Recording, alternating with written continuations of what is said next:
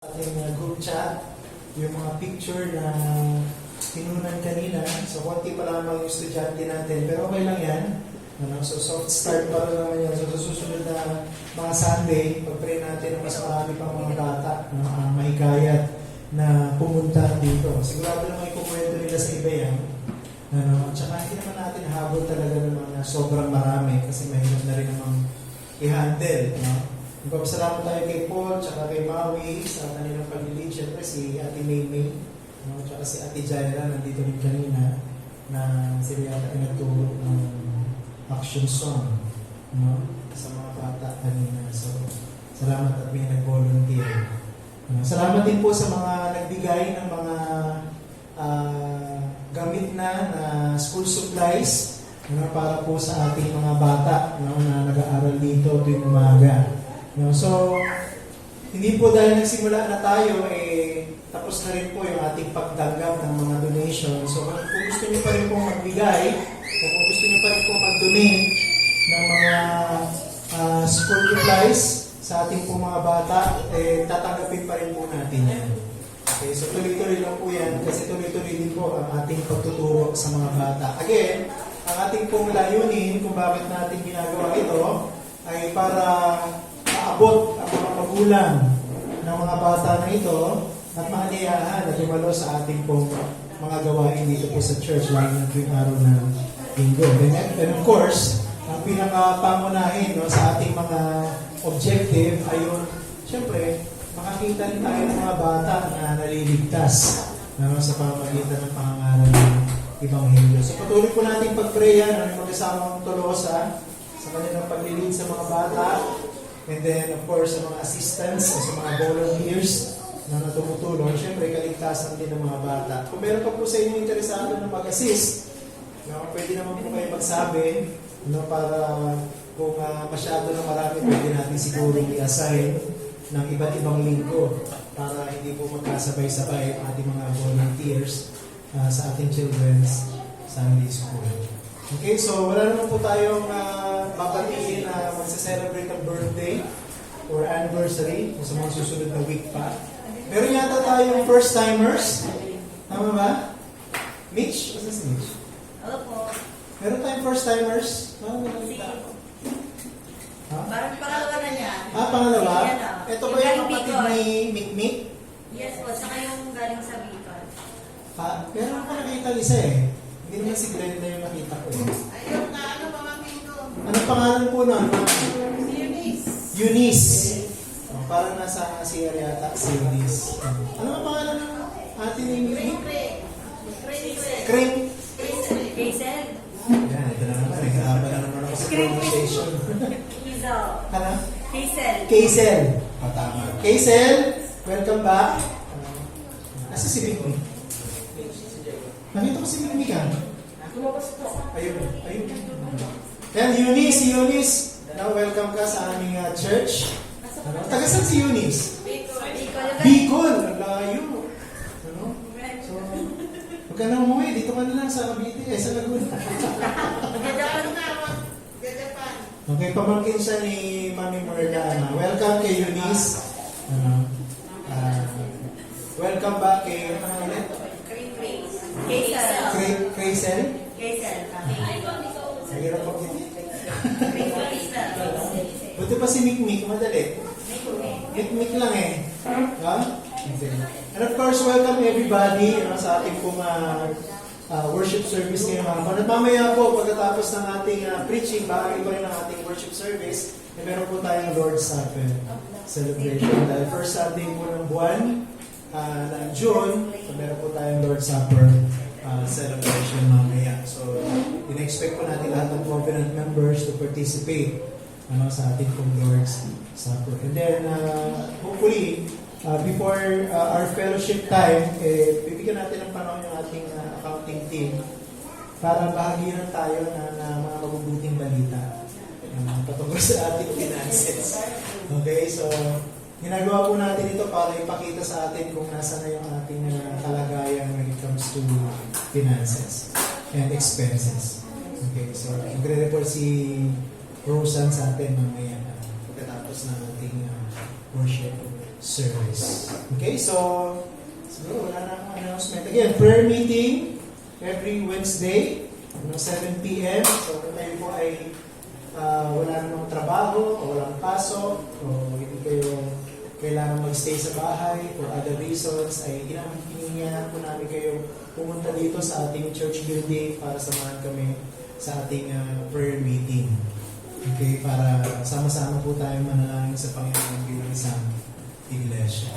Alright, so siguro yun lang muna yung ating mga announcements, yung ating mga pagbati, yung ating pag-welcome. So iandaan po natin yung ating mga sarili para po sa ating sama-samang paglapit sa Panginoon. So siguro manalangin muna tayo ng mga personal na panalangin sa Panginoon na hindi na natin tayo ihanda niya sa ating paglapit sa Kanya at samahan niya tayo sa ating pagsamba. Hindi may konti, may pangungunahan tayo ni Brother Moises sa ating pagsamba ngayong hapon.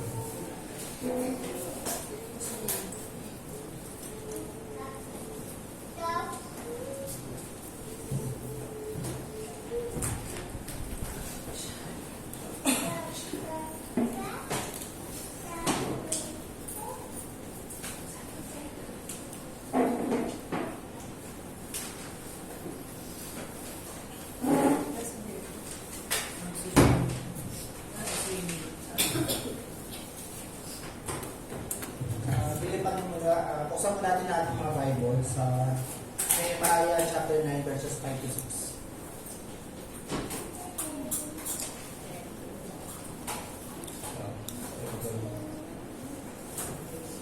So, Nehemiah chapter 9 verses 5 to 6. So, akin sinabi, O Panginoong Diyos ng langit. Ay, sorry.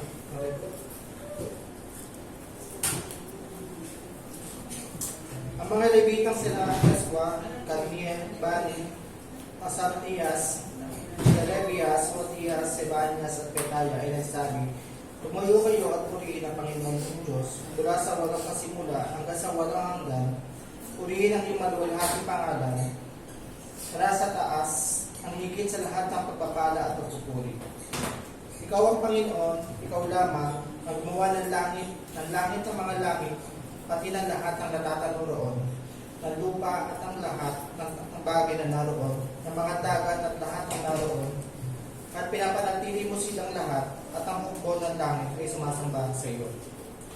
Kung ating po isasummarize yung chapter 9 ng Nehemiah, ay tinuturo sa atin na kailangan natin i-admita ng tao ay makasalanan sa harapan ng Diyos, at nararapat lang natin na i-recognize ay yung katapatan ng Diyos ang pinakamalaga sa lahat.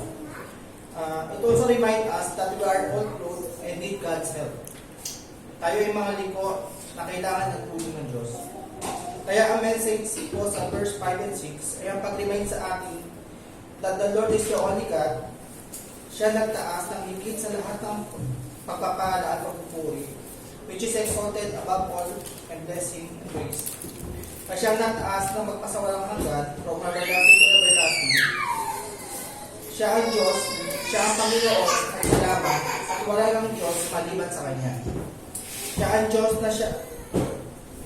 Kaya sa pagharap natin ngayon sa pagsamba sa Kanya, ay confess natin ang ating mga kasalanan, na tayo ay mga rebelde, and help natin to open, and only God alone who could save us.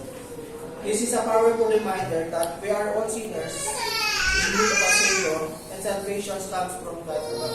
So, purihin ang Diyos sa pagkakabasa ng kanyang salita at inanya ko lahat ng tayo.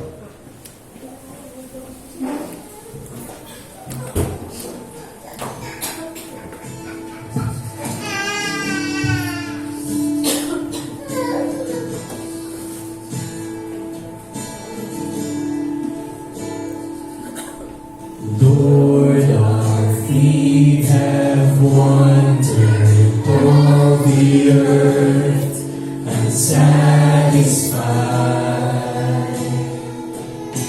drinking from a sea of emptiness has left us dry.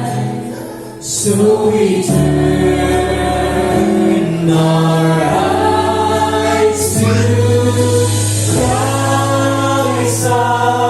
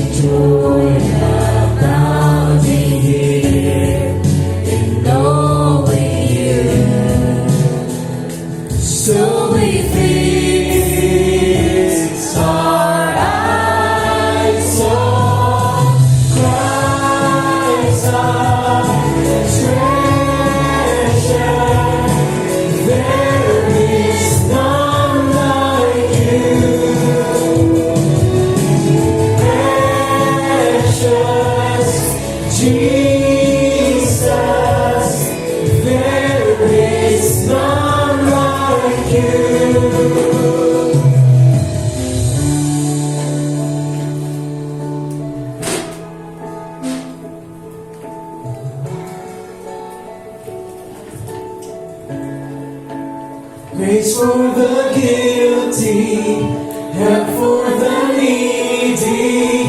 Jesus, you satisfy our souls. Strength for the weary, hope for the grieving. Jesus, you satisfy our souls. Healer of sickness, fountain of goodness, Jesus, you satisfy our souls. Faithful provider, gracious redeemer, Jesus, you satisfy our souls.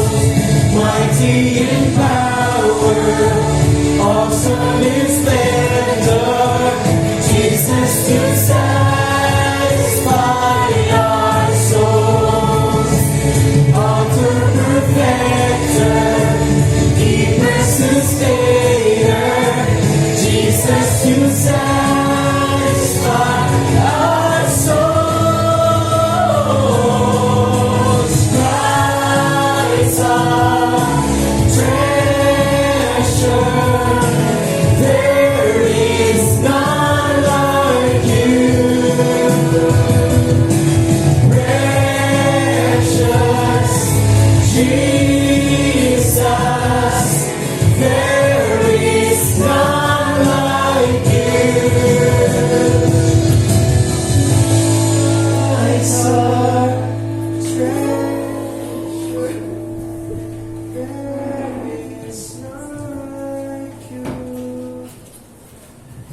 Natuloy po tayo nakatalawa tayo ng manalangin.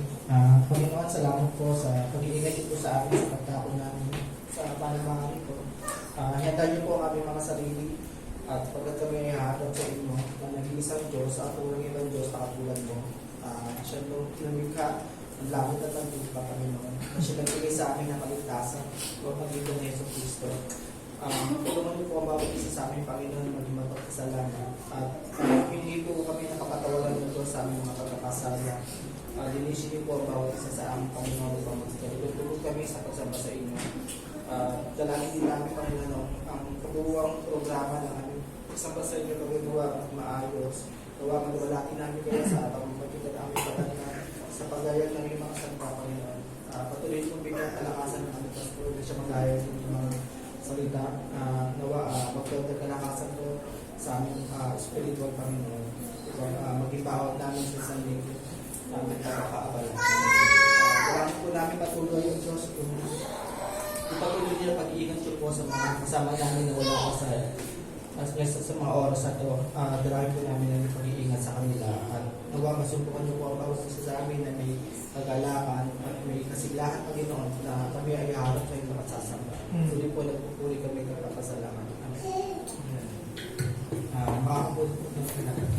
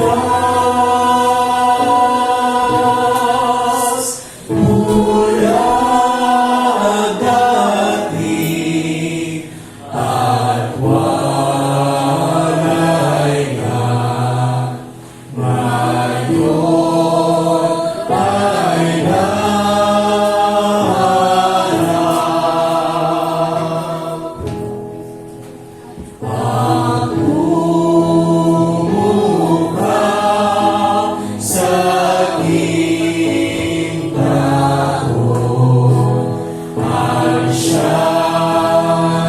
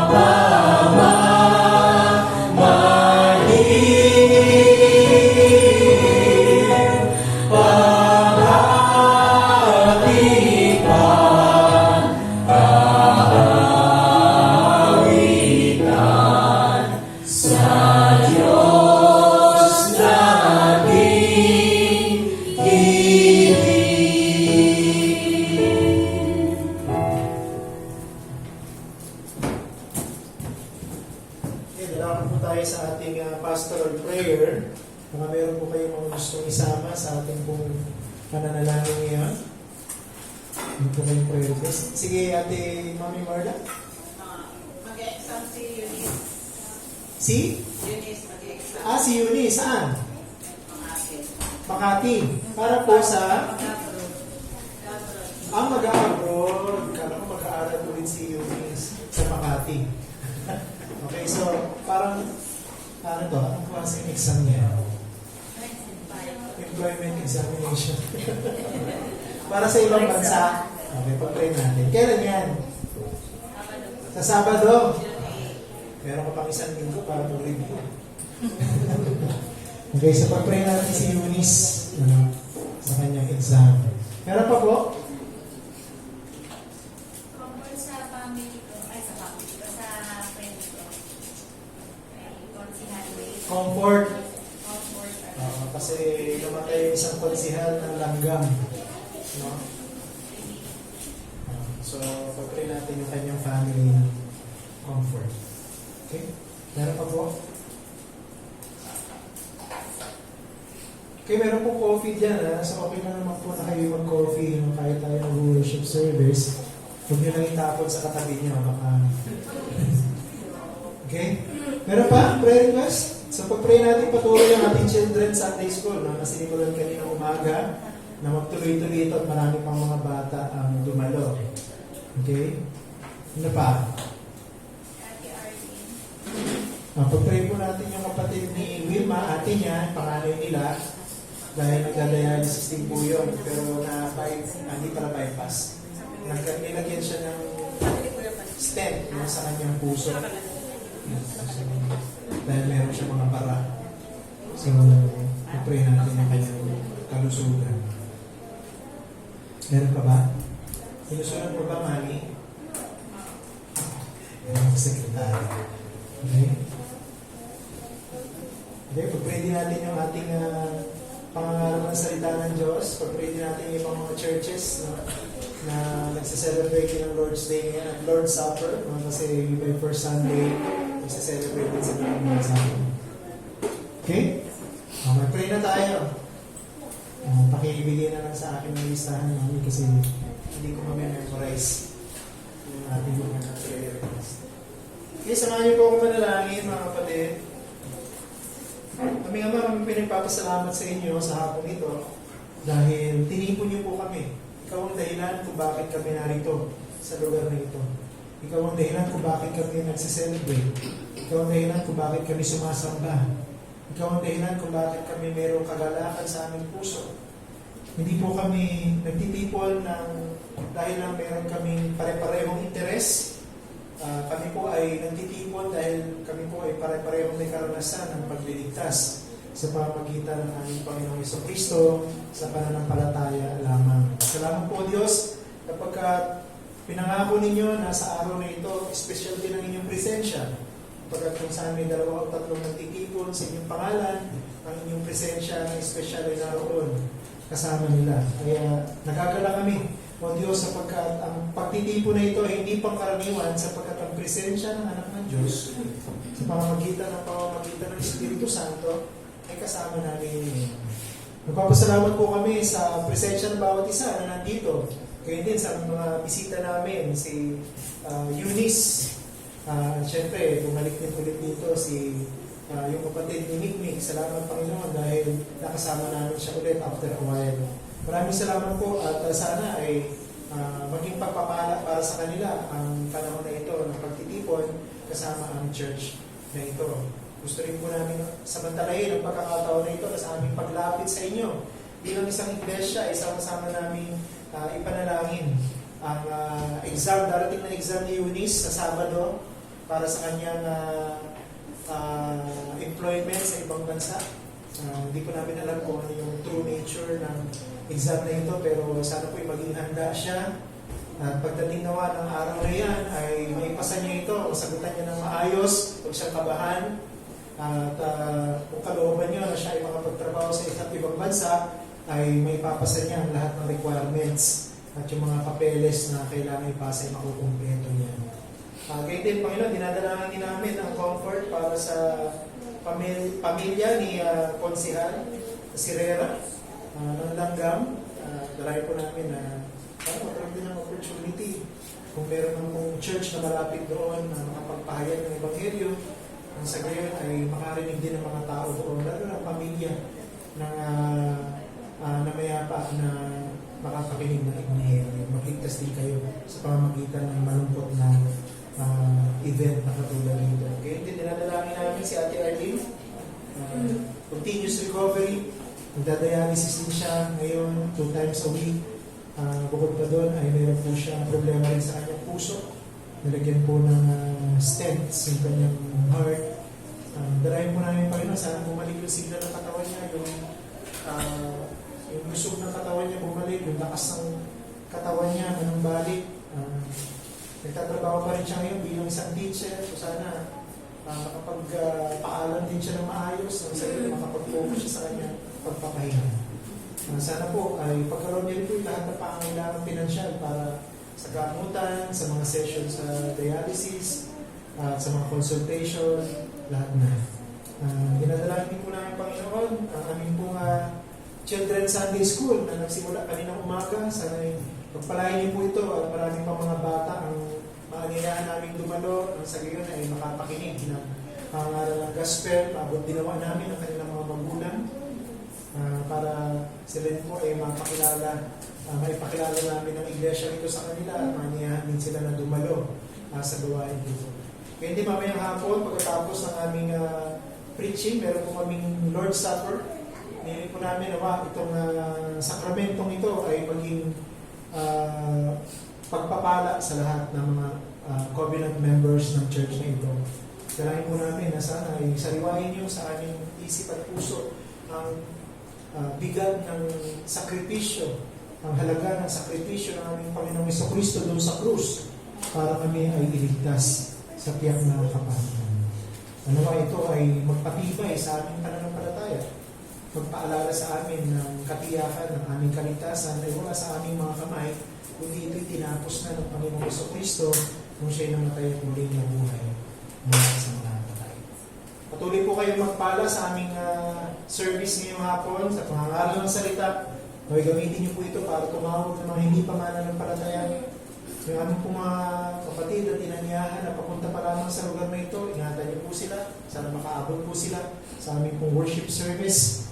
Dinadalangin din po namin Panginoon na tulungan mo po kami na makapag-focus sa iyo. Yung ibang mga churches na nagsa-celebrate din ng Lord's Day and Lord's Supper ngayong hapon na ito, ay pagpalain mo din sila.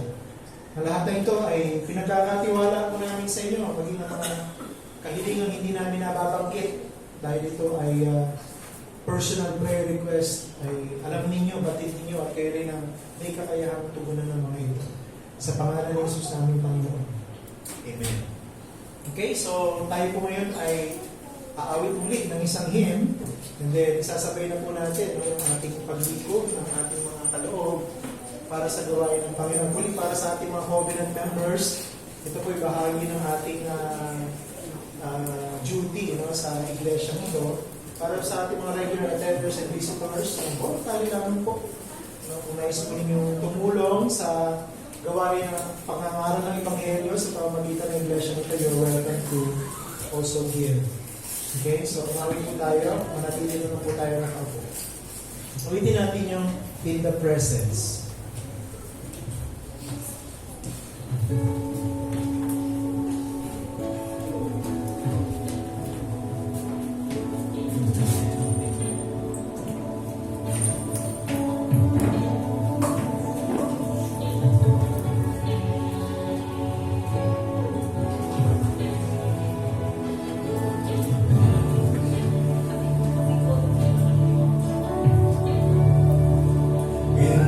Presence of your infinite mind, I'm so small and frail and weak.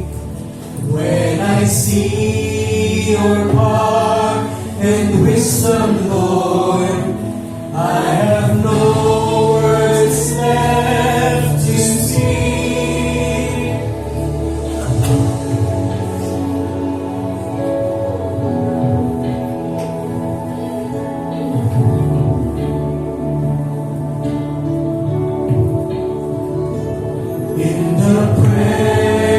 presence of a holy God. There's new meaning now to grace. You took all my sins upon yourself. I can only stand amazed. And I cry, holy, holy, holy God. How awesome is your name. Holy, holy, holy God. How majestic is your reign. And I am changed in the presence of a holy God.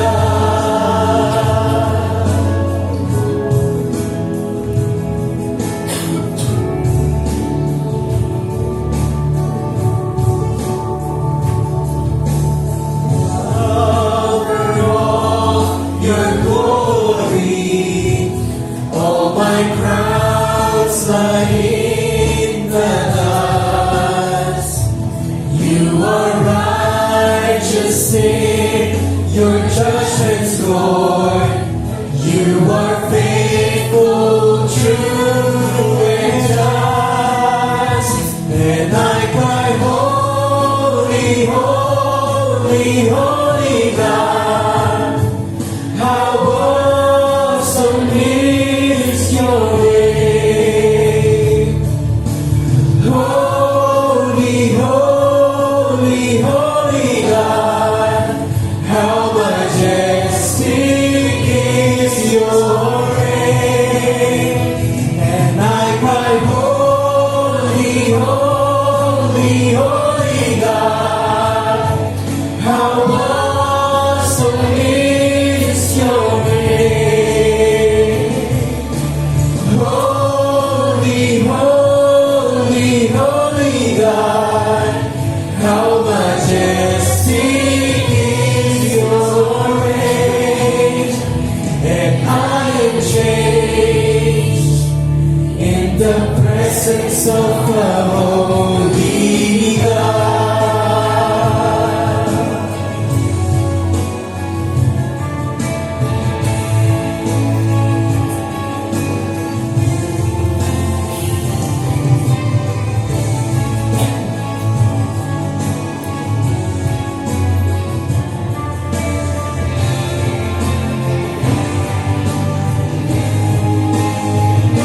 And I cry, holy, holy, holy God.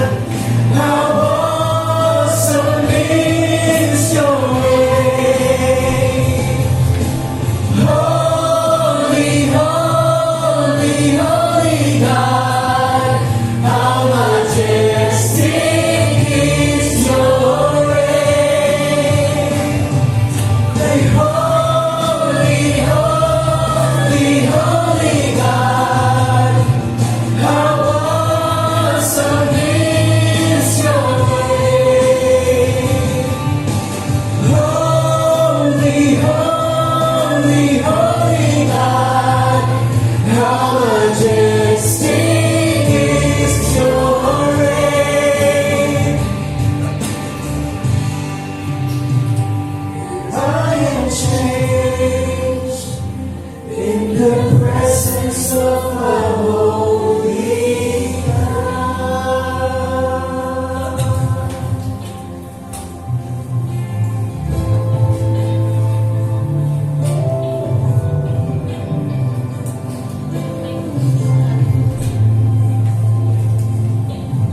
And I am changed in the presence of the Holy God. Eh, ginagawa natin, di ba, every time na nag-worship tayo sa Panginoon, we come before the presence of a Holy God. So, isa sa mga expectation na bunga ng ating worship is change. Walang sino man na nakapasok sa presensya ng Diyos na hindi magbabago. So, dala pa po tayo sa ating pangaral ng salita ng Diyos. Isa pa rin karangalan para sa atin Now, this time, as we enter the presence of God, we also listen to His voice. Yan ay sa pamamagitan ng pakikinig sa pangalan ng salita ng Diyos. So, pinamagatan ko po ang ating pagbubulay-bulay ngayong hapon, the parable of the farmer. At ang passage po natin ay mula sa Isaiah chapter 28, verses 23 to 29. So, babasahin ko po muna sa ang Biblia. Please turn your Bibles to Isaiah 28, verses 23 to 29. Sundan niyo po ako sa inyong mga kopya ng Biblia. Verse 23. Makinig kayo at pakinggan ninyo ang aking tinig, inyong dinggin at pakinggan ang aking pananalita. Nag-aararo bang lagi ang mag-aararo upang maghasik? Patuloy ba niyang binubungkal at dinudurog ang kanyang lupa? Kapag kanyang napatag ang ibabaw niyon, hindi ba niya binibinian ng eneldo at ipinupunla ang binhing komino at inihahanay ng trigo at ang sebada sa tamang lugar at ang espelta bilang hangganan niyon? Sapagkat siya'y naturuan ng matuwid, ang kanyang Diyos ang nagtuturo sa kanya. Ang eneldo ay hindi ginigiik ng panggiik na mabigat, o ang gulong man ng karwahe ay ginugulong sa komino, kundi ang eneldo ay hinahampas ng tungkod at ang komino ay ng pamalok.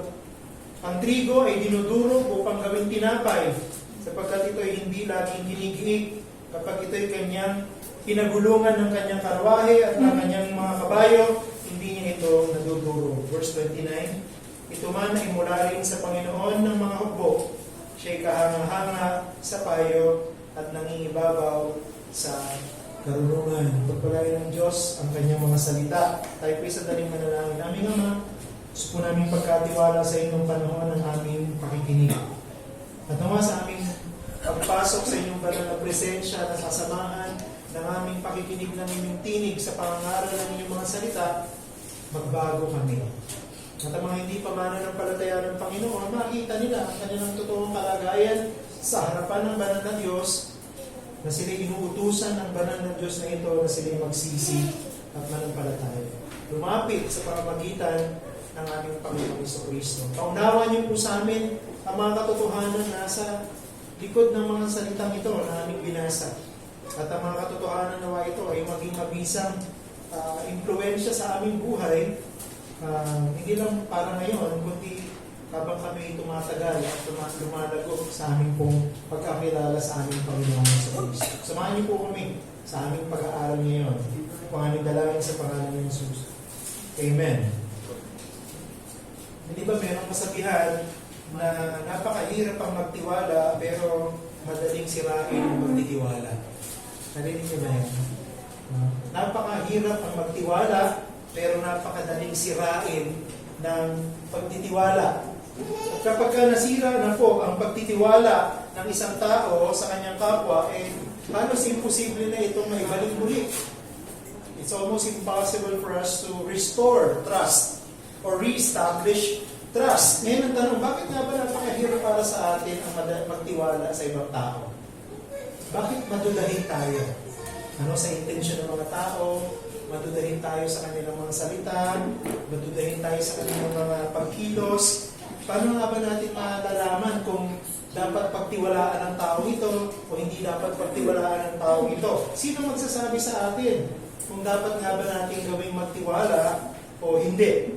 Ngayon pong hapon, ay tututukan natin ang isang storya sa Lumang Tipan. At ito ay ang storya ng syudad na kung tawagin ay Samaria. Isa po ito sa 12 tribo ng Israel. At kung paano sila ay nahirapan sa issue ng trust. Kaya lang ang problema, ang issue ng trust ng syudad na ito ay hindi issue ng trust sa kapwa syudad o sa ibang syudad o trust sa ibang bansa, kundi ang issue nila ay kung paano sila magtitiwala kay Yahweh. They found it difficult to trust in the Lord. Kaya lang, sa katapusan, natutunan din nila sa mahirap na pamamaraan na nung pinili nilang magtiwala sa kapwa nila tao, nung pinili nilang magtiwala sa ibang bansa, maliban kay Yahweh, yun ang naging dahilan kung bakit sila ay nagapi. kung bakit sila ay nawasak ng isang mas makapangyarihang bansa. Alam niyo, kung meron man tayong dapat pagdudahan sa panahon ng pagdurusa at paghihirap, lalo na sa panahon natin ngayon, hindi po ang Panginoon. Ang dapat po natin pagdudahan sarili natin. Hindi po tayo dapat magduda sa Panginoon. Dapat ko bang pagtiwalaan ng Panginoon? Dapat ba akong manampalataya sa sinasabi ng Panginoon? Hindi dapat ganun eh. Ang tanong eh. Ang problema kasi, hindi naman ang Panginoon. Ang problema, tayo. No? Ang problema, ang ating mga sarili. So gusto ko pong i-summarize yung ating pong pag-aaral ngayong hapon sa ganitong paraan. Trusting the Lord is always the right choice in any situation, and we must never think twice about it. Ang pagtitiwala sa Panginoon ang palaging tamang pagpili o tamang pipiliin sa anumang klase ng sitwasyon at hindi tayo dapat nagdadalawang isip patungkol dito. So, dalawang bagay po yung gusto kong bigyan ng diin sa ating pong maikling passage na pag-aaralan ngayong hapon. Ito po ang una, the illustration, explain. The illustration, explain. Ang isa sa mga katangian ng Diyos ay tinuturo sa Biblia ay ang kanyang pagiging maawain. Ang Diyos ay maawain. Alam niyo kung gaano kamaawain ng Diyos? Ang Diyos ay hindi lang naaawa sa mga kaawa-awa, ang Diyos ay naaawa din sa mga taong mapagmataas. Ang Diyos ay naaawa din, kung tutuusin, sa mga taong sa mata natin ay hindi na dapat kaawaan. Ang syudad ng Samaria ay nasa panganib. No? Dahil ang bansang Assyria, na noong panahon na yon, ang number 1 superpower in the world, ay nagbabanta na magpalawak ng kanilang teritoryo at ang direksyon ng kanilang pagpapalawak ng teritoryo kasama ang masasagataan yung pong syudad ng Samaria. So soon, ito pong syudad na ito ay tuluyang mawawasak. Pag tinignan nyo sa verse 3 and 4 ng Isaiah 28, makikita nyo doon, binantaan na sila ni Yahweh. Na darating ang panahon at yun ay malapit na kayong mawasak ng isang mas makapangyarihang bansa. Pero itong problema sa syudad ng Samaria. Nung marinig nila ang babala ng Diyos sa pamamagitan ng propeta Isaias na mayroong paparating na panganib at hindi sila makakatakas dito, dapat sana'y numanap sila ng solusyon mula kay Yahweh, pero hindi yun ang kanilang ginawa. Ang ginawa nila, tumugon sila sa babala ng propeta Isaias ng may pagyayabang. Pakinggan niyo po yung sinabi sa verse 9. Ito yung sinabi ng mga pinuno ng syudad ng Samaria kay propeta Isaias nung binigyan niya ito ng babala na darating ang paghatol ng Diyos sa pamamagitan ng kanilang pagkawasak nang mula sa isang makapangyarihang bansa. Ito yung nakasulat sa verse 9 ng Isaiah 28. Sabi niya, kanino siya magtuturo ng kaalaman? At kanino niya ipapaliwanag ang balita? Sa mga inilayo sa gatas at inihiwalay sa suso? No, hindi po manaswang ibig sabihin yan. Ano? Dito, pinapahiwatig ng syudad ng Samaria o ng mga pinuno ng syudad na ito na hindi sila parang bata na hindi alam ang gagawin sa panahon ng digmaan. Hindi sila parang mga bata na walang kaalam-alam na haharap sa isang mapanganib na sitwasyon. Parang sinasabi nila, huwag na kami maniitin ni Yahweh, no, na kami ay walang alam at hindi namin alam kung ano yung pinakamainam na paghahanda para sa darating na panganib. Totoo, gumawa sila ng plano. Pag binasa niyo po yung mga sumunod na talata sa 3 and 4, makikita niyo, gumawa nga sila ng plano. Pero ang plano na ginawa nila, sa bandang huli, wala na namang saysay. Gumawa sila ng plano, pero yung plano na yun, hindi rin sila ililigtas sa kapahamakan na darating. Ano yung plano ginawa nila? Pag binasa niyo yung verse 15 ng Isaiah 28, yun yung sa mga Bible ninyo, sabi diyan, sapagkat inyong sinabi, tayo nakipagtipan sa kamatayan. Verse 15, at sa Sheol ay nakipagkasundo tayo kapag ang mahigpit na hagupit ay dumaan, ito'y hindi darating sa atin. Hindi darating sa atin. Sapagkat ating ginawang kanlungan ang mga kabulaanan at sa ilalim ng kasinungalingan ay nagkubli tayo. Anong ibig sabihin dito sa verse 15? Nung narinig ng mga pinuno ng Samaria na mayroong banta ng paglusob ang bansang Assyria sa kanila, wawasakin sila ng bansa na ito, ang sabi nila, alam namin ang aming dapat gawin. Ang ginawa nila, humingi sila ng tulong sa iba. Pag pinag-aralan nyo yung 2 Kings, na doon po natin makikita yung historical background ng chapter na ito, humingi sila ng tulong dun sa isa pang makapangyarihang bansa ng panahon na yon. No? Ano yung bansa na yun? Egypt. So lumapit sila sa Egypt, tapos nakipag-alliance sila sa Egypt. Sabi nila, kayo ang tutulong sa amin para kami ay hindi mawasak ng invasion ng bansang Assyria.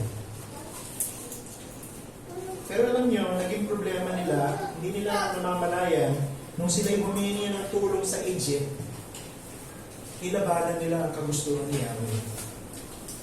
Nung sila ay nakipag-alliance sa bansang Egypt, tinalikuran nila si Yahweh. At ang naging resulta nito, ibinuhos ng Diyos ang galit niya sa lungsod ng Samaria. At bilang ganti ng Diyos, nung nag-init ang galit ng Diyos sa syudad ng Samaria, yung kanilang plano nawala ng saysay. Yung kanilang plano nag-fail. Nung sinubukan nilang bigyan ng solusyon ng kanilang problema na walang tulong na galing sa Diyos, na-frustrate lang sila.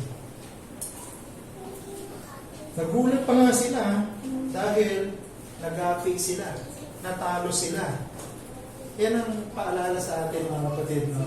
Huwag tayong gagawa ng anumang hakbang para solusyonan yung ating problema. Anong klaseng problema yan? No, nawala ang Diyos. Lagi natin iisipin ano ang maitutulong ng Diyos sa atin at sa Kanya tayo lumapit.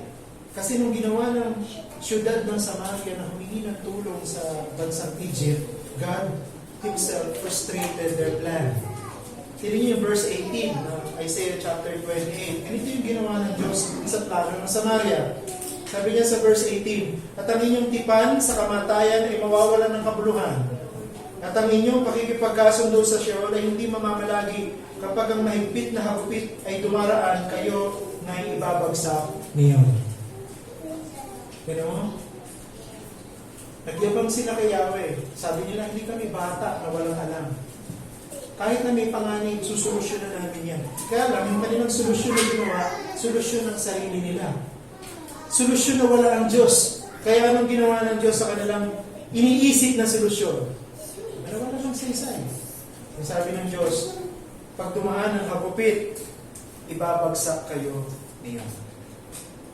Diba nakakalungkot? Ito ang isang syudad. Ito ang isang tribo na kabahagi sa kinatipan ni Yahweh sa lumang tipanan. Pinaalalahanan, binigyan ng babala sa pamamagitan ng isang propeta. Pero dahil sa kanilang kayabangan, tinanggihan nila ang alok na tulong ng Diyos. Ganun pa man, kahit tinanggihan nila ng paulit-ulit ang alok ng Diyos, ang Diyos ay mahawain. Ang Diyos ay mahabagin. Alam niyo, hindi sumuko ang Diyos sa bayan ng Samaria. Nag-alok pa rin ang tulong ng Diyos sa kanila sa kabila ng kanilang kayabangan. Sa kabila ng kanilang pagmamalaki. Tingnan niyo yung verse 23 ng ating pong chapter, sa Isaiah chapter 28. Sabi sa verse 23, makinig kayo at pakinggan ninyo ang aking tinig, inyong dinggin at pakinggan ang aking pananalita. Tingnan niyo, dito, si Yahweh, ayaw niyang mawasak ang bansa o ang syudad ng Samaria. Ayaw niyang mawasak ang mga tao ng Samaria. Ayaw niyang magapi sila ng isang makapangyarihang bansa. Kahit ang bansang ito'y nagmamatigas ng kanilang puso, kahit ang bansa na ito'y gumagawa ng sarili nilang paraan, nagpadala pa rin ng Diyos ng babala sa pamamagitan ng kanyang propeta. At gumamit ang propeta ng isang talinghaga. At yung talinghaga na yon ay ang talinghaga ng magsasaka. At mula dito sa talinghaga na ito, dalawang bagay yung gusto kong makita natin na aralin, na gustong ipahayag ng Diyos sa syudad ng Samaria, na hindi lang para sa kanila, kundi paalala rin sa atin. sa panahon na ito. Kasi yung pinagdaraanan ng Samaria ay pinagdaraanan din natin. Dumaraan sila sa matinding kahirapan, mayroong banta ng panganib sa kanila. Diba? Lagi naman may banta ng panganib sa atin. Ano? Pero mula dito sa talinghaga na ito, may natutunan dapat sila na hindi nila ginawa, hindi nila natutunan. Sana huwag natin sundan yung kanilang halimbawa. Dalawang bagay po yung tinuro sa atin. Una, there is a proper way for everything. Merong tamang pamamaraan para sa lahat ng bagay. There is a proper way for everything. Si Isaiah, ginamit po niya ang halimbawa ng pagsasaka. Ang isang experienced farmer, familiar siya sa lahat ng proseso ng pagtatanim. Okay? Hindi mo siya kailangang turuan. Alam niya, na kabisado niya na ang lahat ng mga proseso na dapat sundin para sa maayos na pagtatanim. Alam ng isang mahusay na magsasaka na bago magtanim ng mga binhi, kailangan muna ihanda ang lupa. Hindi naman pagkita mo sa isang bukid, tataniman mo na agad. Diba? Kung pamilyar po kayo sa pagsasaka, bago taniman yan, papatahin mo na yan. Diba? Titiyakin mo na may sapat na tubig yan. Ihanda muna yan. So bubungkalin muna yan bago taniman. And then tataniman muna yan, syempre bago mag-anihan. So meron hakbang. May proseso para sa lahat ng bagay. Yung pong pagbubungkal ay hindi madali. Napakahirap magbungkal. Kailangan ng maraming energy niyan, lakas ng katawan. Kailangan din precise. Hindi ka basta-basta bubungkal ng lupa. Nung pampanahon na yon, ang pagbubungkal ng lupa, manual. Wala naman pong makinarya ng panahon na yan. Wala pang kuliglig noon. Diba? Anong ginagamit ng mga magsasaka noon? Diba? Gumagamit sila ng mga primitive na pamamaraan. Tulad ng mga baka. No? Yun ang ginagamit nila ng panahon na yon. I don't think may kalabaw sila noon Sa Pilipinas lang yan, may kalabaw. Sa Southeast Asia. Pero sa bansa nila, ginagamit baka, kabayo, o kaya yung mga asno, yung mga malalaking hayop, yun ang ginagamit nila para bumungkal. Wala pa pong bakal nun. Ngayon na lang pong later years na lang po na invento yung bakal. Ang ginagamit po nila noon, pambungkal ng lupa, tanso, bronze, copper. Bronze at copper, kumpara sa iron, malalambot yun. So kung hindi ka marunong gumamit ng bronze and copper, lagi mababaluktot yun, lagi mapuputol yun. At pag naputol at nabaluktot yun, maaantana ang iyong pagbungkal ng iyong lupa. Mahirap. Yung pagtatanim mismo ng mga binhi, it takes days, bago makumpleto. Pero alam niyo po, ang punto dito, yung mga magsasaka, kahit na napakahirap ng kanilang mga proseso na ginagawa, sinusundan nila yung tamang proseso sa lahat ng kanilang ginagawa. Hindi sila lumalagpas, hindi sila dumatalon sa proseso. So alam nila yung tamang hakbang, sinusunod nila yung tamang hakbang. Ang pangalawa, the farmers know what to do in every step of the way. Tamang merong proseso sa lahat, pero alam ng mga magsasaka kung anong gagawin sa bawat proseso, sa bawat hakbang. Tingnan niyo po yung verse 26 ng ating chapter 28. Sapagkat siya'y naturuan ng matuwid, ang kanyang Diyos ang nagturo sa kanya. Okay. Pag tinanong mo yung mga magsasaka, sino nagturo sa iyo ng pagsasaka? Pagtatanim. Nasabihin ba nila ang Diyos ang nagturo sa kanila? Sasabihin nila yung tatay ko nagturo sa akin. Yung lolo ko nagturo sa akin. Yung lolo ng lolo ng lolo ng lolo ko. Yun ang nagturo sa kanilang mga apo ng pagsasaka. Hindi nila aminin, pero dito sa verse 26, sinasabi sa atin ng Biblia, kung meron man nagturo sa mga magsasaka na dapat nilang gawin para magtagumpay sila sa kanilang pagtatanim, Diyos yun. Hindi nila aminin yun. Pero dito, sinasabi sa atin, ang Diyos ang nagturo sa kanila ng mga tamang pamamaraan kung papaano ang tamang pagtatanim. Yung karunungan ng magsasaka ay galing sa Diyos. Bilang lumikha ng mundo, ang Diyos din ang nagpapala sa mga magsasaka ng kakayahan para gawin ang tamang paraan ng pagbubungkal ng lupa at ang tamang paraan ng pagtatanim para sa mas maayos at maraming pag-aani. Diyos ang pinagmulan. Diyos din na nagbibigay ng ulan. Diba? Diyos din na nagbibigay ng araw.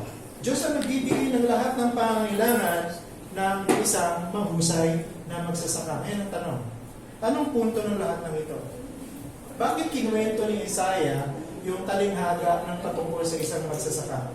Ako naniniwala na pinipilit ni Isaiah na turuan ang mga mamamayan ng Samaria na hindi nila kayang turuan ang kanilang mga sarili ng tamang paraan. At hindi nila kailangan na magtiwala sa kanilang sariling karunungan para iligtas ang sarili nila sa tiyak na panganib. Yun ang tinuturo sa atin ito. Wala silang sapat na kakayahan, wala silang sapat na karunungan para solusyonan yung problema ng invasion. Para solusyonan yung problema ng gera.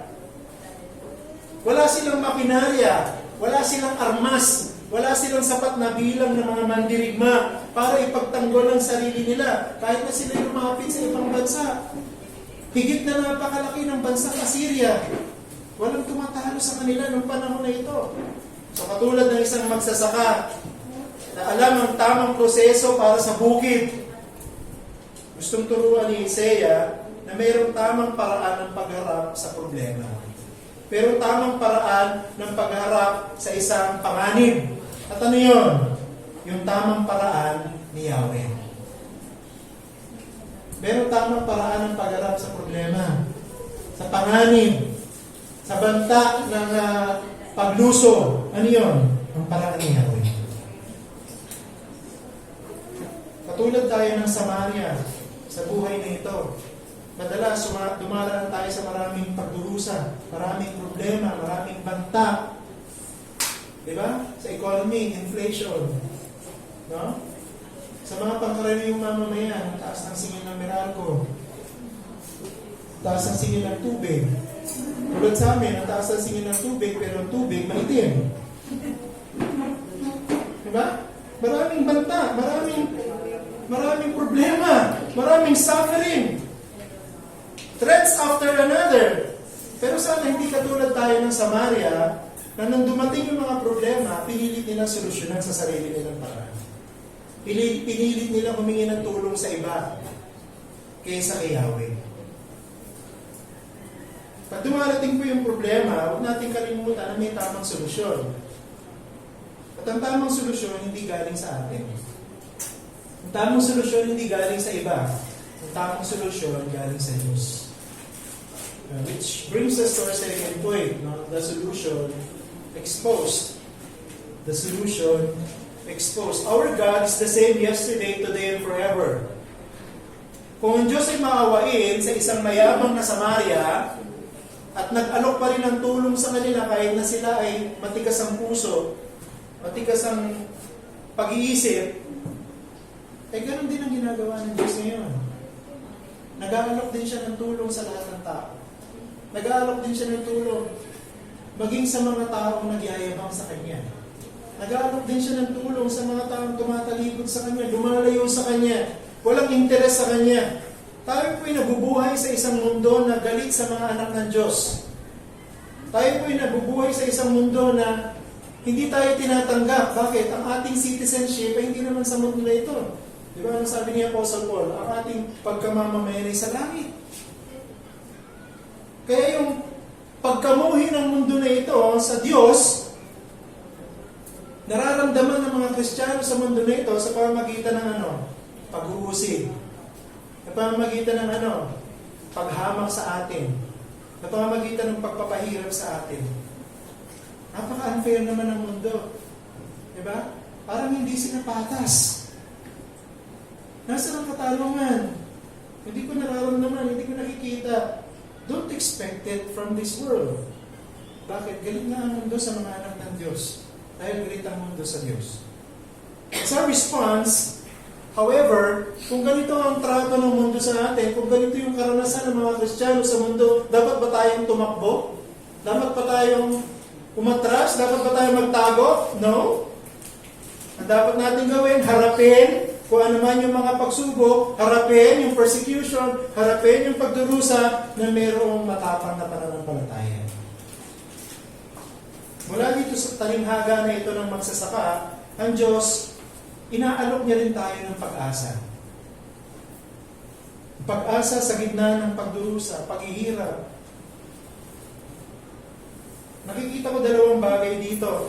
Natutulong sa atin na harapin at mapagtagumpayan ano mang problema pinagdadaanan natin ngayon. Una, we must acknowledge that God knows what He is doing. Katulad ng isang magsasaka, kilalanin natin, tanggapin natin ang katotohanan na alam ng Diyos kung ano ang kanyang ginagawa. Si Isaiah, binigyan niya ng diin na ito pong magsasaka na ito, alam niya yung kanyang ginagawa. Bakit? Sapagkat ang Diyos ang nagbigay sa kanya ng karunungan. Ang Diyos ang nagbigay sa kanya ng kakayahan kung paano magtanim. The simple implication nito, ang Diyos, siya ang may control ng ating sitwasyon at ang Diyos kailanman hindi magkakamali. Ang Diyos marunong sa lahat. Alam ng Diyos kung anong kanyang ginagawa. God knows exactly what to do para tulungan tayo. Ang Samaria, hindi niya tinanggap ang alok na tulong ng Diyos sa kanilang sitwasyon. Ang kanilang kayabangan, naging daan para kalabanin nila ang Diyos. Ang kanilang kayabangan, ang naging dahilan kung bakit sila naging mangmang sa harapan ng Diyos. Hindi nila tinanggap ang karunungan na alok ng Diyos. Nagtiwala sila sa ibang bansa. Sinabi nila, nakipagtipan kami sa bansang ito, sila ang tutulong sa amin. Pero ang Diyos, kahit na ang bansang ito ay nagtitigas ng kanyang puso, ay palagi pa rin lumalapit at nag-aalok sa pamamagitan ng kanyang propeta ng tulong. Gusto ng Diyos na maiisip ng mga taga-Samaria na kung paano ang isang magsasaka. Bakit ginamit ni Isaiah yung talinghaga tungkol sa magsasaka? Dahil marami sa kanila magsasaka. Alam nila kung anong ibig sabihin ni Isaiah nung ginamit niya yung illustration ng pagsasaka. Dahil lahat sa kanila, o marami sa kanila, magsasaka. So alam niya yung kanyang binibigyan ng diin. Gusto niya makita ng mga tao na ito na meron lamang tamang paraan. At ang tamang paraan galing kay Yahweh. Na siyang pinagmumulan ng karunungan maging ng mga magsasaka.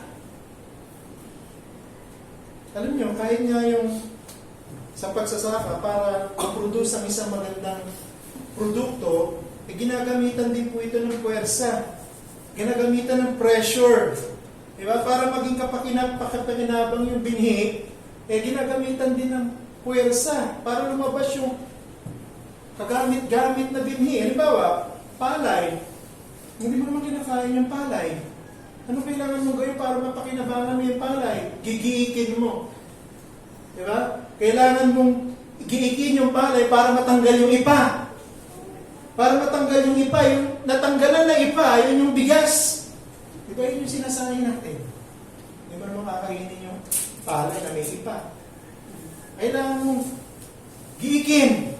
Yun yung ginagamit niyang illustration dito. Para matanggal yung mga ipa at mapakinabangan yung mga binhi, kailangan ng puwersa. Ginagamitan po ng tamang puwersa, tamang binhi para makakuha ng magandang resulta.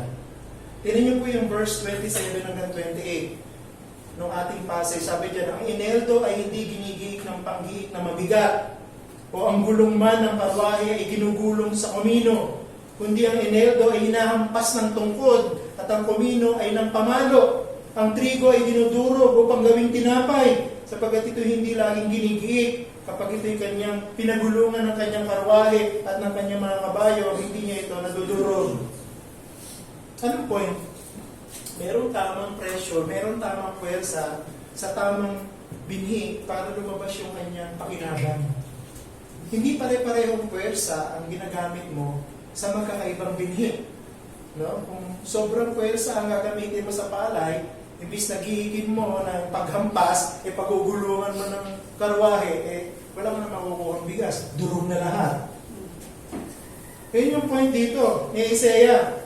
Samaria, kailangan niya ng pressure. At ang ginamit ng Diyos na pressure para mapalabas ang totoong nature ng city of Samaria, yung Assyria. Sabi niya, papadalan ko kayo ng isang makapangyarihang bansa para kayo wasakin. At itong pressure na ito, yung panganib na ito, na nagbabanta sa security ng city ng Samaria, ang nag-reveal ng totoong laman ng puso nila. Ano yung ni-reveal?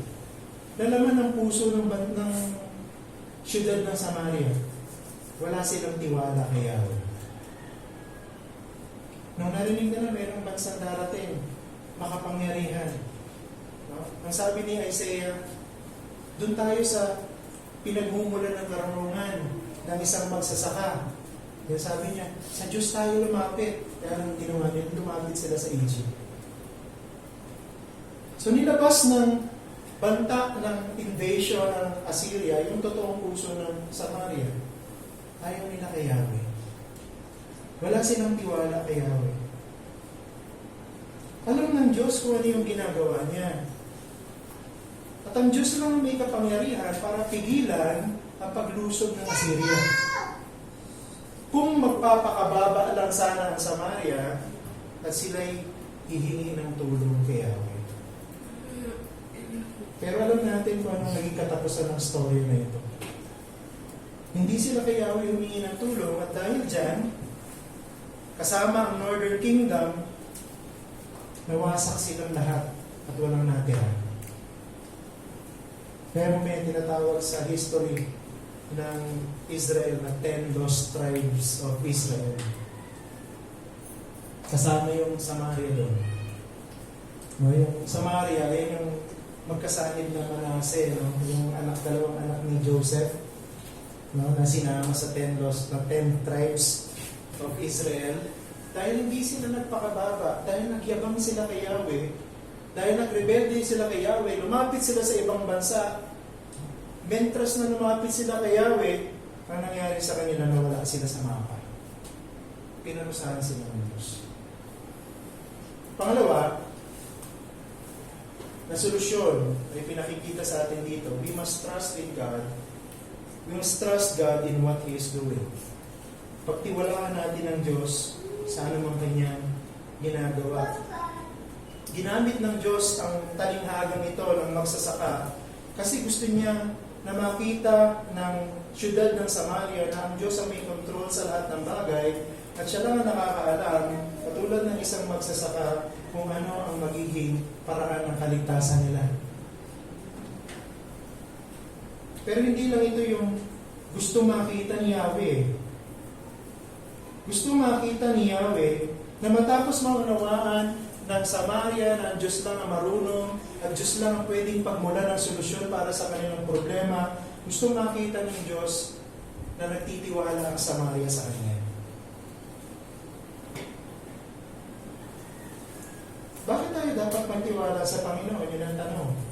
Bakit hindi nakita ng bansang ng siyudad ng Samaria na dapat magtiwala sa Panginoon? Anong sagot sa verse 29? Ganito yung nakasulat, ito man ay mula rin sa Panginoon ng mga hukbo. Siya'y kahanga-hanga sa payo at nangingibabaw sa karunungan. Ano ibig sabihin yan? Ang Diyos natin, kailanman hindi siya magkakamali, at dahil ang Diyos ay hindi magkakamali, ang Diyos karapat-dapat pagtiwalaan. Kanina ko ka magtitiwala? Doon sa katulad mong nagkakamali o sa Diyos na hindi nagkakamali? Yun yung sinasabi sa atin dito, sa talinghaga na ito. Kung ang Diyos ang nagbibigay ng karunungan sa mga magsasaka, at alam nila ang kanilang ginagawa sa bawat proseso ng pagsasaka hanggang sa pag-aani, di ba dapat magtiwala tayo sa Diyos na ito? Dahil alam niya ang lahat at hindi siya nagkakamali. Ikaw, na sumasakay ng public transportation, sa jeep, sa tren, sa aeroplano, bakit pagka ikaw yung nagbabiyahe bago ka dumating sa destination mo, lalo na kung napakalayo, natutulog ka? Tutulog ka sa jeep, natutulog ka sa tren, no? Tutulog ka sa LRT, natutulog ka sa aeroplano. Bakit pag bumili ka ng tinapay sa panaderia, hindi mo muna dinadala ito sa isang laboratorio para ipasuri bago mo kainin? Pero kung gumagawa sa inyo yun, bago kainin yung tinapay, pupunta muna sa DFA, tapos papasuri doon. Okay na pa kainin yan. Bago mo kainin? Bakit pagka pumunta kayo sa isang convenience store para bumili ng bottled water, pagkabayad ninyo, bubuksan nyo na agad yung bottled water, inumin nyo na? Bakit pagka galing kayo ng trabaho, galing kayo ng school, galing kayo sa church, uwi kayo ng bahay, di ba? Uupo na lang kayo sa upuan. Hindi kayo nag-iisip. Matibay kayo itong upuan na to. Baka mamaya mahulog ako. Ang sagot sa mga tanong na ito ay simple. Kapag pinagkakatiwala mo yung buhay mo dun sa expertise ng mga taong gumawa nun, gumawa ng aeroplano, gumawa ng tren, gumawa ng bus, gumawa ng jeep, nagtitiwala ka doon sa expertise ng panadero na hindi siya maglalagay ng masama sa tinapay. Diba? Nagtitiwala ka sa expertise ng gumagawa ng bottled water na pag ininom mo, safe yun. Nagtiwala ka sa gumawa ng upuan, pag inupuan mo, hindi ka babagsak sa sahig. Nagtiwala ka. Binigay mo yung buhay mo sa expertise ng mga tao na ito. And this is the point of Isaiah. Why did Samaria ask Egypt for help instead of the Lord? Bakit sila lumapit kay Egypt para humingi ng tulong, para sila proteksyonan mula sa Assyria at hindi kay Yahweh? Ang sagot, wala silang tiwala kay Yahweh. Akala nila, alam nila ang tama. Pero ang totoo, sobrang yabang nila na hindi sila humingi ng tulong sa Panginoon. In the end, nawasak sila. Napariwala sila. Kaibigan, hindi ko alam kung ano yung struggles mo ngayon. Hindi ko alam kung ano yung problema mo ngayon. Hindi ko alam kung gaano kaseryoso yung pinagdadaanan mo ngayon. Pero lahat tayo may pinagdadaanan. Pero hindi ko man alam kung ano yung pinagdadaanan mo at gaano kaseryoso yung pinagdadaanan mo. Meron ako isang bagay na alam ko na totoo at tiyak ako totoo. Ano yun? The Lord is trustworthy because He knows what to do. Ang Panginoon ay dapat nating pagtiwalaan sa anumang sitwasyon sapagkat alam niya ang kanyang ginagawa. Hindi siya nagkakamali. Tiyak tayo na hindi tayo mapapahama kung magtitiwala tayo sa Panginoon. Ikaw na hindi pa Christian, asa nakatiyakan mo na maliligtas ka sa tiyak na kapahama ka ng impyerno? Isa lang ang solusyon. Si Yahweh lang. Ang Panginoon lang. Gusto kong magtapos sa pamamagitan ng talata na ito na sinulat ni Apostol Pablo sa mga taga-Roma. Kabanatang 8, talatang 32. Sabi dito, siya na hindi ipinagkait ang kanyang sariling anak, kundi ibinigay dahil sa ating lahat. Bakit naman hindi niya ibibigay sa atin ng walang bayad ang lahat ng mga bagay? Alam ko maraming problema, maraming suffering, may mga sakit na hindi nagagaling. Wala na tayong pambayad sa mga bills. Walang trabaho, walang stable job. Ang hirap kumita. Taas ang inflation rate. Mahal mga bilihin. Alam ko marami tayong problema. Pero kaya natin mapagtagumpayan at harapin ang mga problema na ito kung maaasa tayo sa Panginoon. Kung ang Diyos nagawa niyang ibigay sa atin ang pinakamahirap na regalo. At ano yun? Yung kanyang mismong anak. Namatay doon sa krus ng Kalbaryo para iligtas tayo. Hindi pa kaya ng Diyos ibigay yung mga solusyon sa mga problema na yun. Hindi pa kaya bigyan ng Diyos yung provision sa lahat ng pangangailangan natin. Hindi kasi yung problema. Ang problema, wala tayong pagtitiwala sa Diyos. Wala tayong pagtitiwala sa Diyos. Bakit iniisip natin, mas alam natin yung dapat natin gawin. Parang sinasabi natin sa Diyos, mas alam ko ang dapat kong gawin, mas alam ko yung right solution. Gagawin ko yung iniisip kong tamang solusyon. Madalas sa ginagawa ng mga Kristiyano, alam niyo ano, hinuhuli na lang ang Diyos eh. Pag nagawa na lahat yung kanyang solusyon at lahat pumalpak, saka na lang siya lalapit sa Panginoon. Pero na tinuturo sa atin ang passage na ito, bago mo muna gawin yung iniisip mong solusyon, lumapit ka muna sa Panginoon. At makikita mo, siya mismo magliligtas sa'yo. Now, kung hindi ka pa Christian, ganun lang din po yung appeal ng gospel sa inyo ngayon.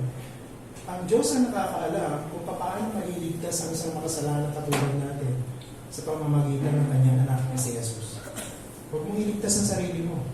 Dahil baka matulad ka sa Samaria na napahamak sa lugar.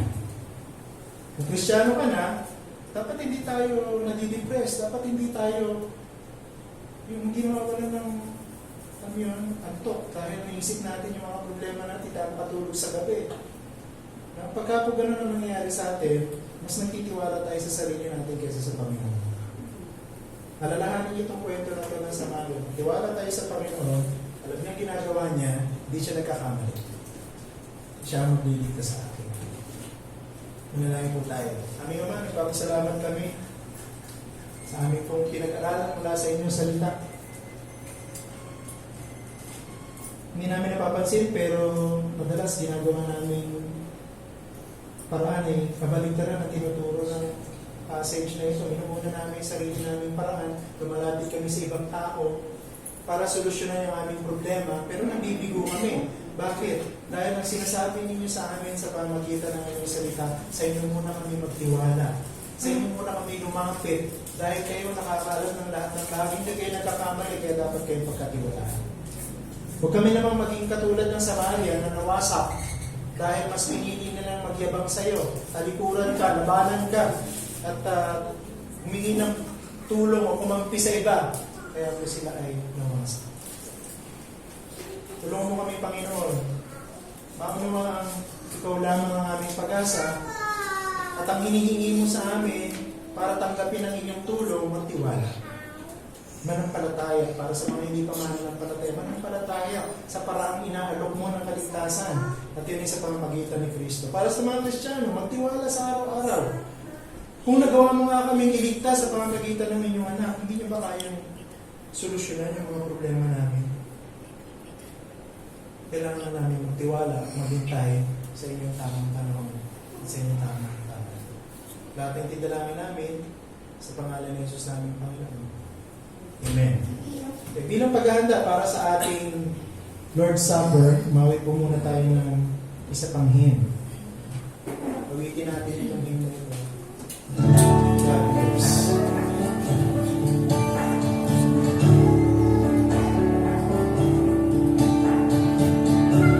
And moving a mysterious way, His wonders to perform.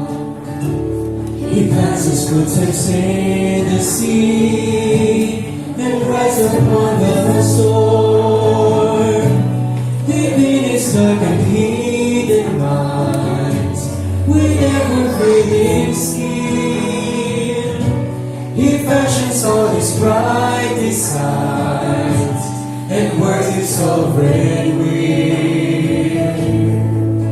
So God, we trust in You.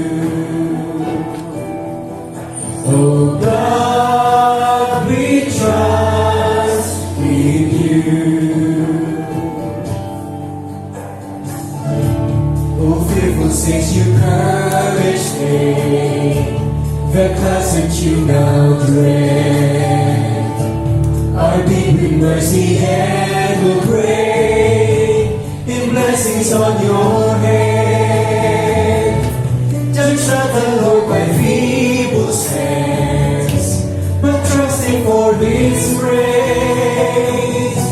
Behind a frowning providence, He hides His smiling face.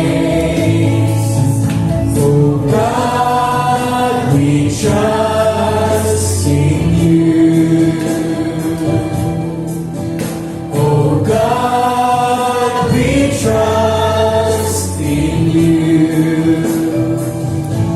When tears separate and comforts You, we hope in mercies ever new. We trust in You.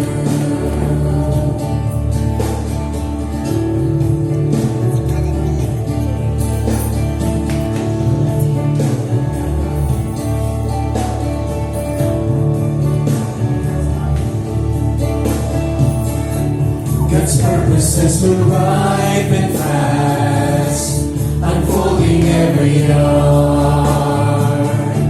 The bud may have a bitter taste, but sweet will be the heart. Blind unbelief is sure to end, and sin is working vain. God is His own interpreter, and He will make it plain. So God, we trust in You. Oh God, we trust in You. So God, we trust in You. Oh God, we trust in You. With tears and rain and comforts few, we hope in mercy's ever new. We trust in You.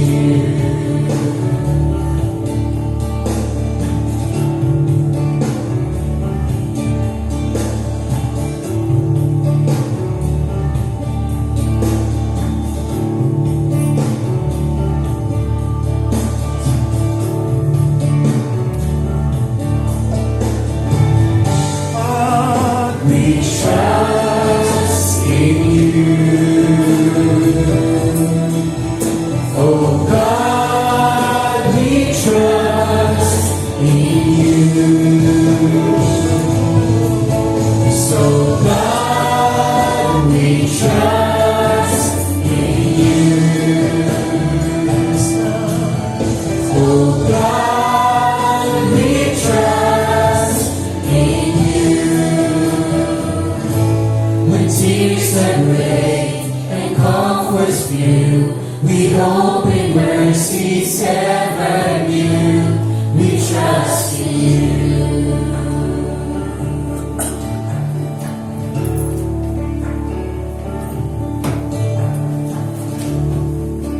Okay, so nararamdaman po tayo since this is the first Sunday of the month of June sa ating pong Lord's Supper celebration. So we were talking about sufferings and evil and threats, sa ating preaching kanina. It all boils down to the issue of evil. Kailan nga ba matatapos ang kasamaan sa ibabaw ng mundo? Kailan po mauubos ang mga taong lumalaban sa Diyos?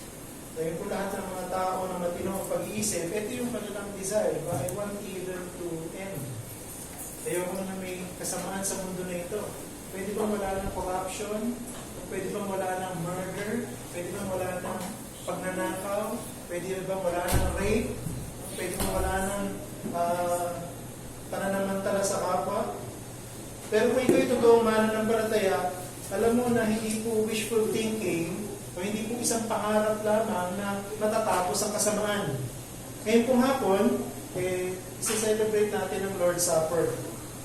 At itong Lord's Supper na ito ay nagpapaalala sa atin na mayroon pong nangyari sa nakaraan kung saan pinasimulan na ng Diyos ang kanyang plano, hindi lamang ng pagliligtas sa mga makasalanan, sa pamamagitan ng kamatayan at muling pagkabuhay ng kanyang anak na si Jesus, sinimulan na rin po ng Diyos ang kanyang plano ng pagtatapos ng kasamaan sa mundo.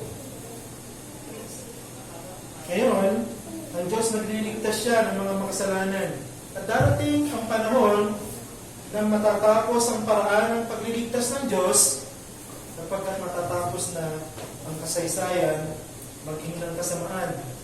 Pinapatunayan lang ito na si Satan at ang lahat ng kanyang mga demonyo ay nasa huling yugto na ng kanilang pakikipaglaban sa Diyos. Darating at darating ang kanilang wakas. At ang kanilang wakas ay magiging pangwalang hanggan. As we celebrate the Lord's Supper, pinapaalalahanan po natin ang ating mga sarili na dahil sa ginawa ni Jesus sa krus may pag-asa.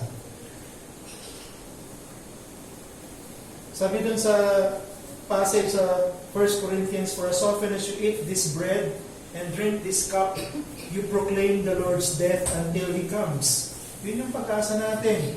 Darating ang Panginoon.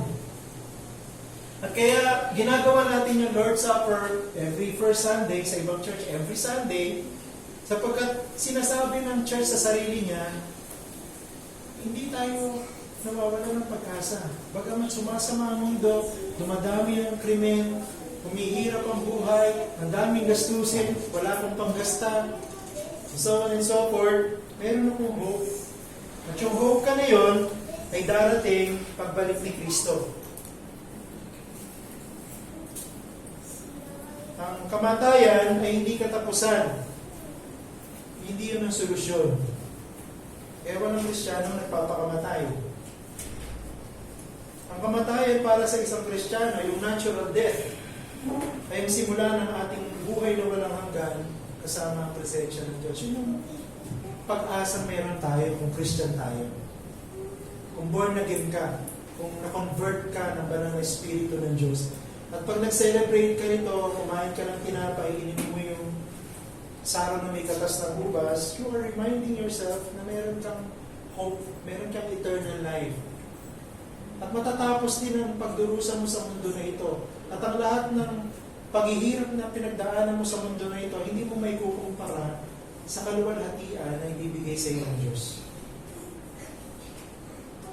Kaya itong Lord's Supper ay sineselebrate lang po ng mga totoong Christian.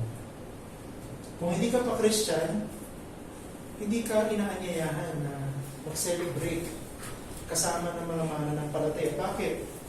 Kapag kung hindi ka pa mananampalataya, wala ka pa ng hope na yun. Wala ka pa ng hope na pag dumating si Kristo, mawawakasan ang lahat ng kasamaan at tatanggapin mo ang kaluwalhatian. Pero hindi ibig sabihin nun, hindi inaalok sa iyo ng Diyos ang pag-asa na yon. Katulad ng siyudad ng Samaria na pinadala ng Diyos ng isang propeta para sila bigyan ng babala at solusyon, hindi nga lang nila ginawa yung solusyon, umasa sila sa sarili nila, kaya sila napahamak. Pinagpadala din ng Diyos ng mensahe ngayon sa lahat ng hindi mananampalataya dito. Itong Lord's Supper ay isang invitation, isang paanyaya. Kung hindi ka pa Christian, ito'y paanyaya ng Diyos na pinaalok sa iyo ang kaligtasan. Na umapa sa iyo kung ikaw ay mananampalataya.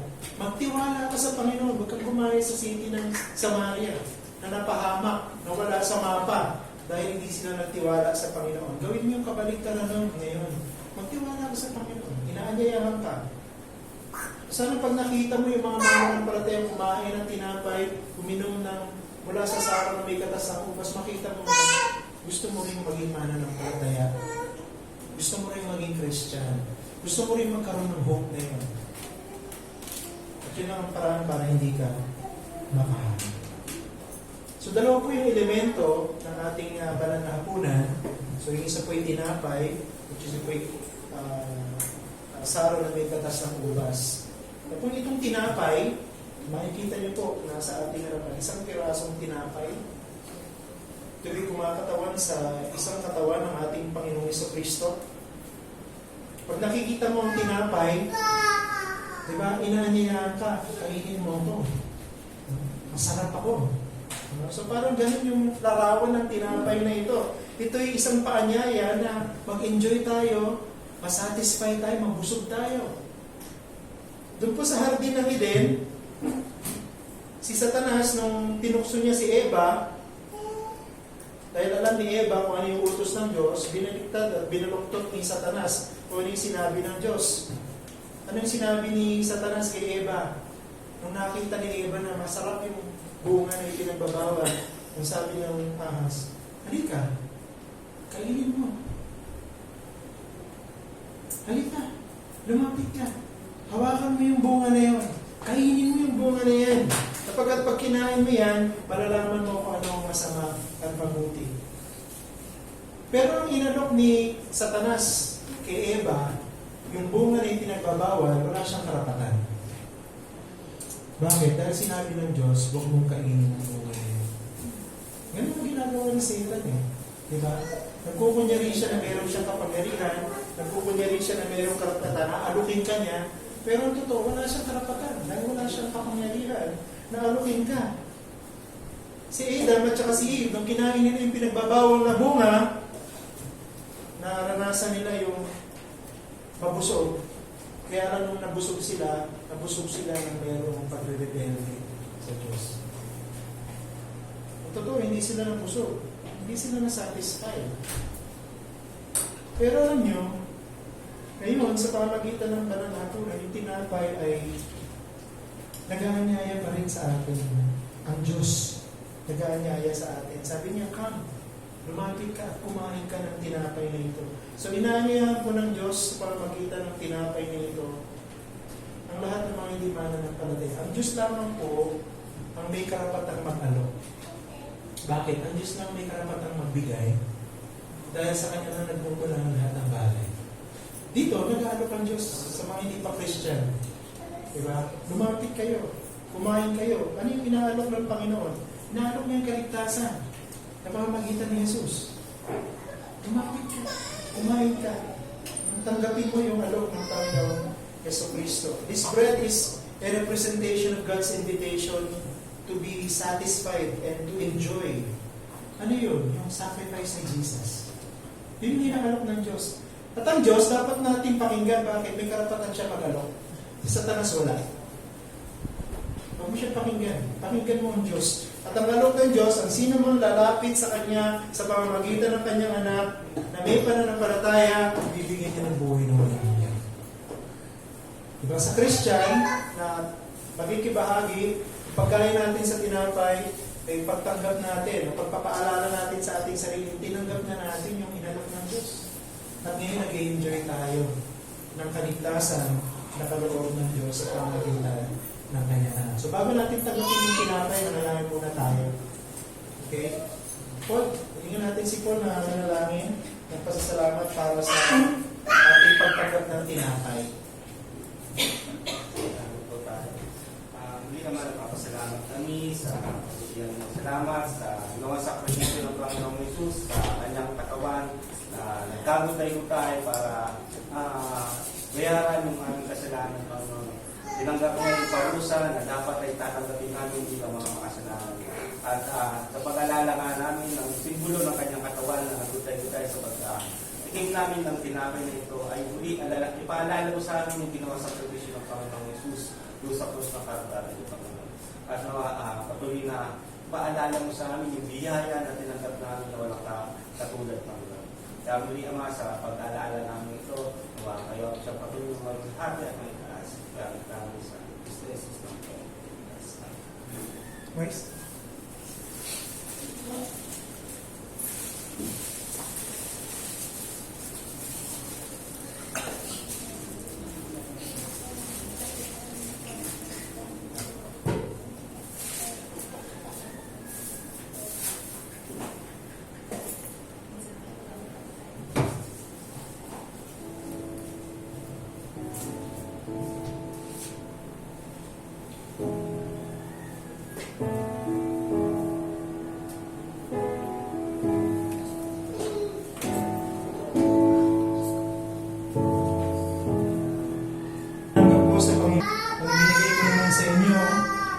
Panginoong Isus, ng gabi siya'y pinagkanulo ay dumambot ng tinapay.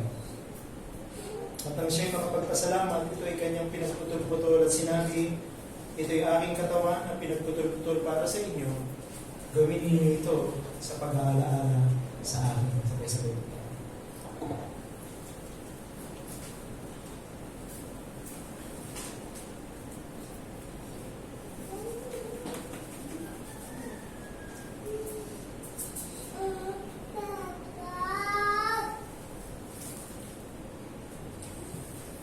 Sa Biblia, hindi lamang po lumapit at kumain.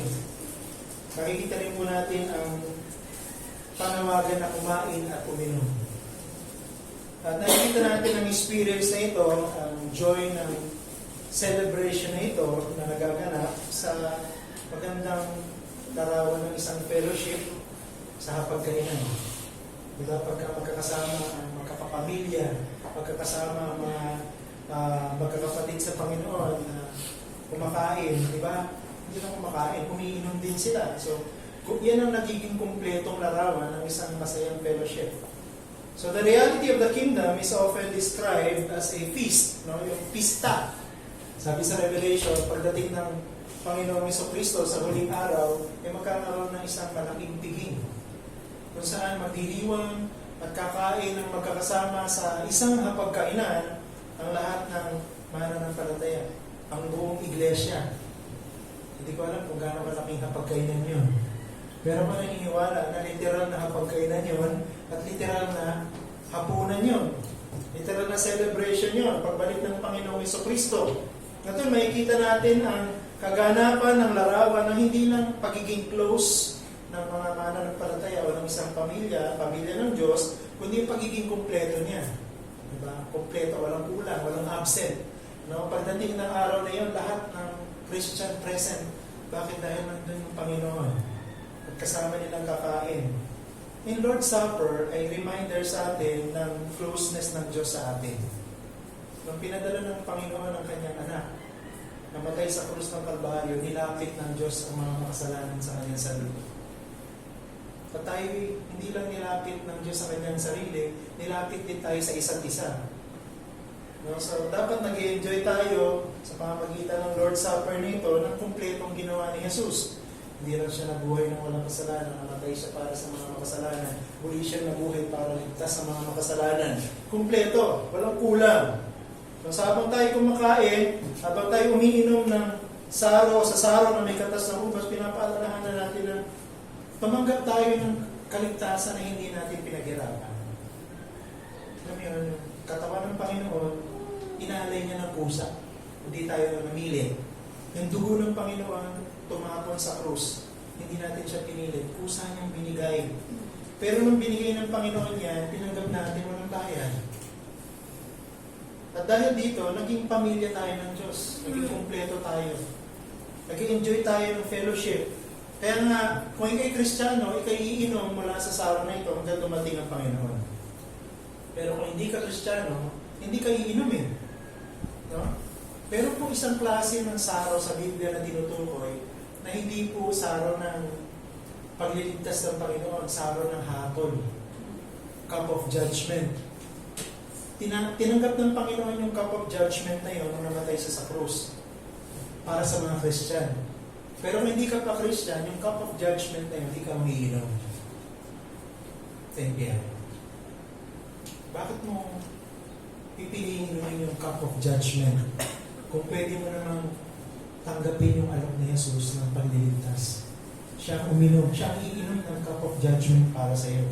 Nang sa gayon, hindi na ikaw magdusa sa impyerno, kundi tumanggap ka na ng pagpakatawad, fellowship, closeness with God, and closeness or completeness as belonging to the family of God. So bago natin tanggapin ang saro na may katas ng bukas, manalangin na tayo natin si Gary na magpasalamat para sa saro na may katas ng bukas. Panginoon, pag-pray na papasalamat sa Lord Supper nito, sa Sunday nito, na sama-sama po kami. At pagaman hindi po ito yung totoong dugo ninyo na sa aming simbolo ng inyong pagkatayan sa Kristo. Kaya ito yung maging reminder sa aking mga Kristiyano na kung gaano katamis ang pagiging kasama mo at anak mo. At naway ito din maging reminder sa mga hindi paligtas dito. Malaki ang hatol na kanilang makahanapin kung ang hindi sila ligtas.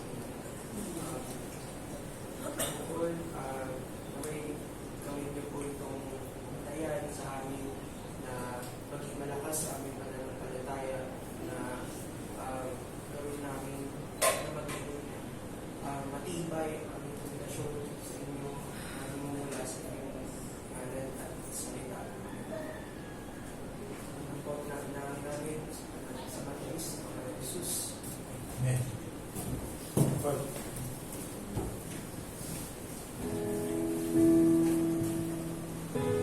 Sa ganitong paraan ay kinuha niya ang kopa pagkatapos maghapunan na sinasabi, ang kopang ito'y ang bagong tipan sa aking dugo. Gawin niyo ito, yung kayo iinom nito sa pag-aalaala sa akin. Okay, sabi ko.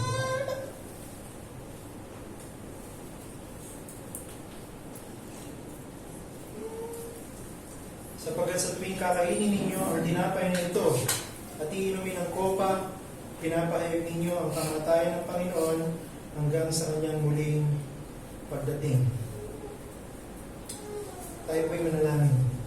Aming Diyos na makapangyarihan, ipapasalamat po kami sa iyo sa hapong ito, sa pagsama niyo po sa amin, sa pangangarap po ninyo na inyong katotohanan sa amin, sa inyong paghamon sa amin, sa aming pong pagdiriwang ng banal na hapunan kung saan sinasariwa niyo po sa amin ang isang katotohanan na aming naranasan at yan ay inyong pagliligtas. At gusto namin, O Diyos, alalahanin yung mga hindi pa Christian na kasama namin. Gusto rin namin maranasan nila ang kaligtasang naranasan namin. Sana ay lumapit po sila sa iyo at kilalanin nila ang kanilang mga kasalanan, magsisi, at sila magtiwala na si Jesus lamang ang pwedeng magligtas sa kanila at wala ng iba. Pagpalain niyo po ang aming buong isang linggo. Harap na naman kami sa mga pagsubok sa buhay. Harap na naman kami sa maraming mga suliranin, mga tukso. Tulungan niyo po kami, O Diyos, huwag kaming mahulog, kundi manatili kaming nakatayo at matatag, lumalaban, kumakapit sa iyo, nagtitiwala sa iyo, at hindi sa aming mga sarili. Ingatan niyo po kami, O Diyos, at sana'y palaging ang kaluwalhatian mo siya ang aming harangin sa bawat hangarin sa bawat araw ng aming buhay hanggang sa aming huling hininga. Ito po ang aming pasasalamat sa iyo sa pangalan ni Jesus na aming Panginoon. Amen. Ngayon sa Kanya, na may kakayang mag-ingat sa inyo mula sa pagkatisod at sa inyong makapaghaharap na walang kapintasan sa harapan ng Kanyang kaluwalhatian, na may malaking kagalakan sa isang Diyos na ating tagapagligtas sa pamamagitan ni Jesucristo na ating Panginoon. Sumakanya nawa ang kaluwalhatian, ang karangalan, ang kapangyarihan, at ang kapamahalaan bago pa ang lahat ng panahon at ngayon at magpakailanman. Amen. Okay, maraming salamat po. At dito po nagwawakas ang ating pong service ngayong hapon. Okay, so again, maraming salamat